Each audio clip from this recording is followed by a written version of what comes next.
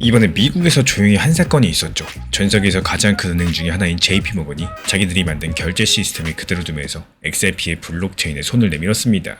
그것도 미국 국채를 거래하는 시범 운영에서요. 근데 여기서 진짜 이상한 점이 하나 있는데, 이 JP모건은 이미 자기들만의 결제 네트워크를 가지고 있었습니다. 수십 년 동안 수조 원을 들여가지고 만든 시스템인데요. 근데 왜 굳이 외부 블록체인을 끌어가지고 같이 쓰고 있는 걸까요? 오늘은 이 질문에서 출발해서 끝까지 들으시면은 골드만삭스랑 시티은행이 왜 곧 같은 길을 따라갈 수밖에 없는지 큰 그림이 보이기 시작을 하실 겁니다. 먼저 무슨 일이 있었는지부터 짧게 정리드리겠습니다. 이번에 JP모건 측에서 자기들의 결제 플랫폼 키네식스라는 시스템을 XRP 블록체인과 연결을 했고, 이 시범 운영에서는 리플, 마스터카드, 그리고 온도 파이낸스라는 회사가 함께 참여를 했어요. 이들이 한 일은 딱 두 가지입니다. 한 개는 디지털로 만든 미국의 국채를 사고 파는 일, 또 다른 하나는 나라와 나라 사이에 돈을 보내는 일, 그리고 이 모든 과정이 5초 안에 끝났습니다. 여기서 5초라는 숫자가 왜 충격적이냐? 보통 은행끼리 나라 밖으로 돈을 보내려면 짧게는 하루, 또 길게는 4일 정도가 걸리거든요. 그게 5초로 줄어들게 된 겁니다. 근데 사실상 빠르다라는 거는 이 뉴스의 진짜 핵심이 아닌데요. 진짜 중요한 건 또 따로 있어요. JP모건이 이번에 한 일을 한 단어로 정리드리자면은 바로 하이브리드입니다. 자기들 시스템은 그대로 두면서 거기에 XRP 블록체인을 연결해가지고 같이 썼다는 뜻이에요. 이게 왜 중요할까요? 지금까지 대형 은행들이 비트코인이나 XRP 같은 공개 블록체인을 쓰지 않은 이유들 딱 두 가지였습니다. 한 개는 보안이 걱정됐었고, 또 다른 한 가지는 자기들 시스템을 통째로 바꾸기 싫었던 겁니다. 그래서 은행들 같은 경우에 자기들끼리만 쓰는 비공개 블록체인을 따로 만들었는데, 여기서 JP모건의 키넥시스도 그런 시스템 중에 하나였었고요. 문제가 뭐냐? 이런 비공개 시스템은 자기들 은행 안에서만 잘 돌아간다는 거였습니다. 다른 은행이나 외부 회사하고 연결이 매끄럽지가 않았었죠. 근데 이번에 JP모건이 보여준 거는 우리 시스템을 버리지 않아도 외부 블록체인이랑 연결해서 같이 쓸 수 있다는 이 사실 그 자체였습니다. 그리고 외부 블록체인이 다름 아닌 리플 레저였어요. 여기서부터가 진짜 재밌어지는데요. JP모건이 이걸 증명해 보였다는 것은 다른 은행들도 똑같이 할 수 있다는 뜻이거든요. 자기 시스템을 통째로 갈아엎지 않아도 XRP 블록체인에 다리만 놓으면 된다는 겁니다. 그리고 이게 다른 은행들 입장에서는 엄청난 변화인데, 지금까지는 블록체인을 쓰려면 전부 다 바꿔야 된다, 이런 부담이 있었죠. 그 부담이 사라지게 된 겁니다. 그럼 자연스럽게 이런 질문만 남습니다. 다른 은행들은 그래서 가만히 있었을까요? 여기서 등장하는 게 바로 DTCC라는 곳입니다. 이름이 조금 어려운데요. 하는 일은 단순해요. 미국에서 거래되고 있는 모든 주식들, 모든 채권들, 이 최종 정산을 처리하는 곳입니다. 미국 월가의 심장부라고 보시면 되겠어요. 이 DTCC가 2026년 하반기에 새로운 시스템을 내놓을 예정이고요. 주식과 채권을 디지털 토큰으로 만들어가지고 거래하는 플랫폼입니다. 그리고 이 플랫폼을 만드는 논의에 골드만삭스랑 시티은행이 깊숙하게 들어가 있는 상황이죠. 결국에 JP모건은 이미 실전에서 작동하는 기술들을 보여줬습니다. 5초 결제, 토큰화된 국채 거래, 국경 간의 송금까지도 전부 다 성공시켰습니다. 근데 골드만삭스랑 시티은행은 아직까지 비슷한 수준의 실전적인 증명이 없는 상황이고, 은행이라는 곳은요, 경쟁사가 더 빠르고 더 저렴한 결제 시스템을 갖추면 그냥 보고만 있을 수 없는 구조입니다. 결제가 느리면 고객이 떠나죠. 특히나 큰 기업 고객들 1초라도 빠른 결제를 원합니다. 그래서 골드만이랑 시티는 두 가지 선택지 앞에 놓이게 될 텐데요. 처음부터 자기들만의 길을 새로 만들거나, 아니면 이미 검증된 길을 따라가거나, 이 새로 만드는 거는 시간이 오래 걸리고요. 돈도 많이 들 수밖에 없습니다. 따라가는 거는 빠르고 안전하겠죠. 그래서 지금까지 공개된 자료를 놓고 보시면은 이 두 번째 길, 그러니까 검증된 인프라를 따라가는 시나리오가 지금 시점에서 가장 가능성이 높아 보입니다. 이게 왜 소름 돋는 얘기냐? 이 흐름이 한번 시작되면 멈추기가 어렵기 때문이고, 한 은행이 빠른 결제를 시작하면 옆 은행도 따라가야 되고요. 그러면 그 옆 은행도 또 따라가야 됩니다. 지금 우리가 보고 있는 건요, 그 첫 번째 도미노가 막 쓰러지기 시작한 장면일 수가 있다는 겁니다. 이런 모든 얘기를 듣고 나시면은 마지막 질문이 한 가지가 떠오르실 거예요. 아니, 그래서 XRP 가격은 언제쯤 움직이냐? 여기서 정직하게 말씀드릴 게 있습니다.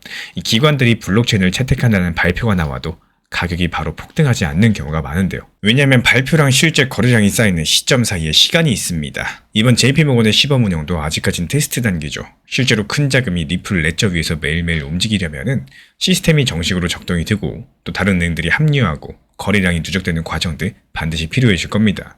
가격은 그 거래량이 눈에 보이기 시작할 때 본격적으로 반응하는 경향들이 있기 때문에, 다만 이 시점 한 가지만큼은 비교적으로 분명해요. DTCC의 새로운 플랫폼이 2026년 하반기 가동될 예정이라는 점이겠습니다. 만약에 그 시점에 골드만이나 시티가 JP모건과 비슷한 방식으로 XRP 블록체인을 활용한다, 뭐 이런 발표까지 나오게 된다면요, 지금 시장의 시선은 한 방에 XRP로 쏠릴 가능성이 크겠고, 그래서 지금 시점에서는 우리 구독자분들이 할 수 있는 가장 현실적인 전략들, 단기 가격의 일희일비하기보다는요.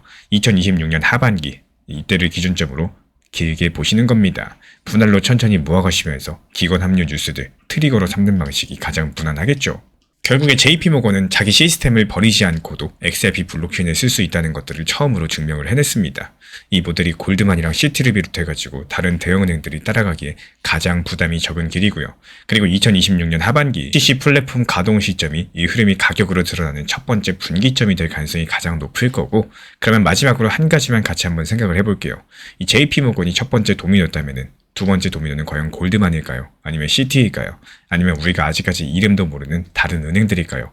이 부분 다음 영상에서 자세하게 풀어드리도록 하겠습니다. 만약에 지금 5%, 10%, 또 많게는 20%까지도 수익이 나고 있는데 팔까 말까에 대한 고민이 계속해서 생긴다면요. 그건 내 경험이 팔라고는 말을 하고 있지만 내 마음속 깊은 곳에서 그때 못 팔았던 것들, 그리고 기다린 시간들이 아까워서라도 더 기다렸다가 팔아라, 더 상승할 거야, 이런 욕심에 대한 심리가 매도를 더 어렵게 만드는 이런 감정들이 많이 남아있는 것과도 같습니다. 아마 대부분 알고 계실 거예요. 못 팔고 후회하시는 것보다는 또 팔고 나서 후회하는 게 가장 좋은데 막상 오르지도 않았는데 더 오를까봐 여기에 대한 걱정들 때문에 그 후회를 욕심으로 바꾸게 되는 경우들 상당히 반복된다는 걸 알고 계실 겁니다. 단기 종합방에서도 차라리 목표 타점에 대해서 그냥 걸어두셔라 말씀드리고 있는 이유들, 어차피 자주 쳐다보면 욕심 때문에 스트레스 받을 거고요. 이 스스로가 혼란스러워지는 경우가 생기기 때문에 차라리 이 목표 타점에 대해서 스스로 걸어놓으시고 신경을 덜 쓰는 게 가장 효율적이다라는 말씀을 드리고 싶어요. 어렵다 생각하면 계속 어려워지지만요. 조금 더 효율적으로 봤을 때 대응하면 좋은 시장이라는 것들을 반드시 생각을 해주셔야 됩니다. 지난 폭락장에서 XRP 1830원 그리고 1900원서 이렇게 두 차례 분할 매수 들어갔던 물량들, 이번에 2200원 단기 매도하면서 깔끔하게 나왔죠. 추가적인 매수 매도 타점 속보로서 받아보고 싶으신 분들께서는 현재 보이는 번호로 연락 주시거나 댓글창 링크 통해서 신청 주시면 확인되는 대로 입장 드리겠습니다. 리플 XRP 투자에 있어서 이제는 투트랙 전략이 반드시 필요해지고 있습니다. 무턱대고 몰빵하거나 반대로 또 손 놓고 기다리는 시대는 끝났어요. 첫 번째 트랙은 매달 분할 매수하시면서 시장이 빠지든 말든 일정 비중으로서 리플을 꾸준히 모아 나가시는 겁니다. 이거는 시간과 리스크를 분산할 수 있는 가장 효율적인 전략인 거고, 그리고 두 번째 트랙은 남은 현금 비중으로 알트코인 단타로서 굴려나갑니다. 수익이 나면은 그거를 다시 리플에 재투자하시면 되는 거고, 이게 바로 수익을 만드는 순환 매수 전략이 되실 거예요. 그런데 여기서 중요한 거는 단타 하실 때 조심하셔야 되는 거예요. 단타 매매 중독되면 끝장입니다. 이 매매 중독을 절대 조심하셔야 되는 거고, 예를 들어 가지고 시장이 과열인데도 지금 아니면 기회가 없다, 이런 조급한 생각에 RSI 지표가 이미 고점인데도 불안해서 또 들어가고 결국에 수익은커녕 손실만 쌓이게 되실 겁니다. 그래서 저희 채널 차원에서는 한 가지 원칙이 있습니다. 확률이 높은 날만 진입을 하세요. 그리고 시장 전체가 과매도 구간일 때, 비트코인 기준 RSI가 바닥을 찍을 때, 그때 알트코인 중에서 최근 거래량이 급등한 종목이 과매도의 경우